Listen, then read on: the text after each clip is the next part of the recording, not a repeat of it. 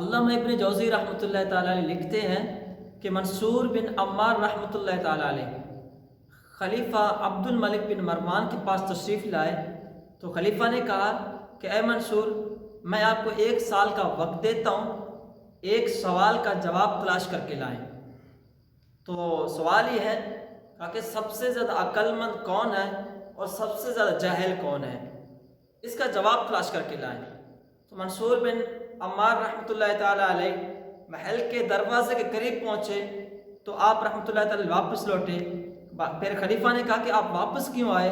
تو آپ رحمۃ اللہ تعالیٰ نے فرمایا کہ سوال کا جواب مل گیا۔ کہا کہ سب سے زیادہ عقل مند وہ ہے جو نیکیاں بھی کرے اور اللہ تبارک تعالیٰ سے ڈرتا بھی رہے، اور سب سے زیادہ جاہل وہ ہے جو گناہ بھی کرتا رہے اور خود کو عذاب سے محفوظ سمجھے۔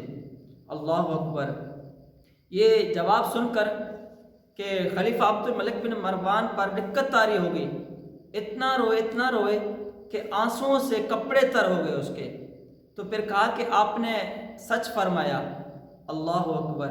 پھر خلیفہ نے کہا کہ قرآن مجید کی کوئی مجھے آیت سنائے، تو آپ رحمۃ اللہ تعالیٰ علیہ نے یہ آیت تلاوت فرمائی، یوم تجد کل نفس ما عملت من خیر محضر وما عملت من سوء تود لو ان بینها وبینه امدا بعیدا ویحذرکم اللہ نفسہ واللہ رؤوف بالعباد۔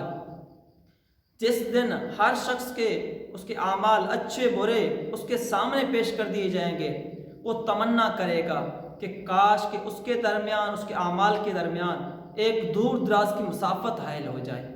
اللہ پاک تمہیں اپنے عذاب سے ڈراتا ہے، اللہ پاک بندوں پر بڑا مہربان ہے۔ یہ آیت مبارکہ سن کر خلیفہ عبد الملک بن مروان پر خوف خدا کا غلبہ طاری ہو گیا۔ کہا کہ اے منصور، تم نے مجھے مار ڈالا، بے ہوش ہو گئے، زمین پر گر گئے۔ جب کچھ افاقہ ہوا، کہا کہ اللہ تعالیٰ کے اس فرمان وَيُحَذِّرُكُمُ اللَّهُ نَفْسَهُ، اس کا کیا مطلب ہے؟ تو آپ رحمۃ اللہ تعالیٰ نے فرمایا اس کا مطلب ہے کہ اللہ تعالیٰ تمہیں اپنی پکڑ اور عذاب سے ڈراتا ہے۔ پھر خلیفہ روئے۔ جب کچھ افاقہ ہوا پھر کہا کہ اللہ تعالیٰ کے اس فرمان ما عملت من خیر محضر وما عملت من سوء، اس کا کیا مطلب ہے؟ پھر آپ رحمۃ اللہ تعالیٰ نے فرمایا، کہا کہ روز قیامت ہر چھوٹا بڑا گناہ اس شخص کے سامنے پیش کر دیا جائے گا۔ اللہ اکبر۔ یہ سن کر خلیفہ عبد الملک بن مروان پر دقت طاری ہو گئی، بے ہوش ہو گئے۔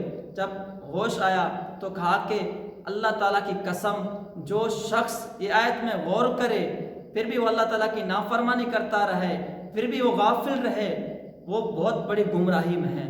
اللہ اکبر۔ اللہ تعالیٰ نے انسان کو کسی مقصد کے لیے پیدا کیا، گناہوں کرنے کے لیے پیدا نہیں کیا، بدکاریوں کرنے کے لیے پیدا نہیں کیا، شرابیں پینے کے لیے پیدا نہیں کیا۔ اللہ تعالیٰ نے انسان کو اس لیے پیدا کیا تاکہ وہ اللہ تعالیٰ کی عبادت کرے۔ اللہ تعالیٰ فرماتا ہے وَمَا خَلَقْتُ الْجِنَّ وَالْإِنسَ إِلَّا لِيَعْبُدُونِ، میں نے جن انسان اس لیے بنائے تاکہ وہ اللہ تعالیٰ کی عبادت کرے۔ اب ہم سوچیں ہم اللہ تعالیٰ کی کتنا عبادت کرتے ہیں۔ ہم 5 نمازیں ہم پر فرض ہیں، ہم کتنی نمازیں پڑھتے ہیں؟ اللہ اکبر۔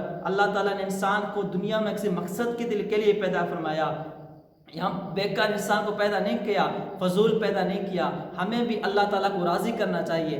آج ہمارے پاس وقت ہے، موقع ہے، ہم جتنا ہو سکے عبادت کریں، نیکیاں کریں۔ جب ہم مر جائیں گے، مرنے کے بعد ہم تمنا بھی کریں گے، آرزویں بھی کریں گے کہ کاش ہمیں دنیا میں بھیج دیا جائے۔ ہم نیکیاں کریں گے، اچھے اعمال کریں گے، نمازیں پڑھیں گے، روزے رکھیں گے، یہاں تک کہ ہم تہجد بھی قضا نہیں کریں گے۔ پھر اس ٹائم جو ہمارا آرزو ہے، تمنا ہے، کام نہیں آئے گا۔ ابھی ہمارے پاس جو وقت ہے اسے غنیمت جانیں، اپنے آخرت کی تیاری کریں۔